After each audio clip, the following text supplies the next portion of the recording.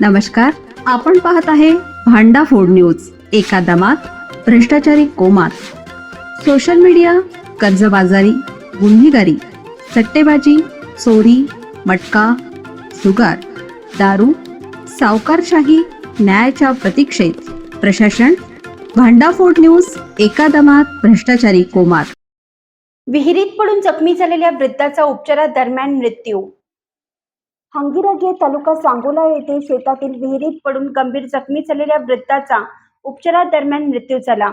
सदाशिव तुकाराम बिराजदार, वय वर्ष 65, मूळ राहणार सांगली, सध्या राहणार हंगीरगे, असं मृताचं नाव आहे. या घटनेची प्राथमिक नोंद सांगोला पोलीस ठाण्यात झाली असून पुढील तपासासाठी कागदपत्रे जत पोलीस ठाण्यात वर्ग करण्यात आली आहेत. पोलिसांकडून मिळालेल्या माहितीनुसार सदाशिव बिराजदार हे 14 मे रोजी दुपारी 1:15 वाजण्याच्या सुमारास हंगीरगे येथील सोमनाथ कदम यांच्या शेतातील विहिरीत पडल्याने गंभीर जखमी झाले होते. हा प्रकार निदर्शनास आल्यानंतर त्यांना तातडीने उपचारासाठी सांगोला येथील ग्रामीण रुग्णालयात दाखल करण्यात आला होता. मात्र उपचार सुरू असतानाच 15 मे रोजी रात्री 12:30 वाजण्याच्या सुमारास त्यांचे निधन झाले.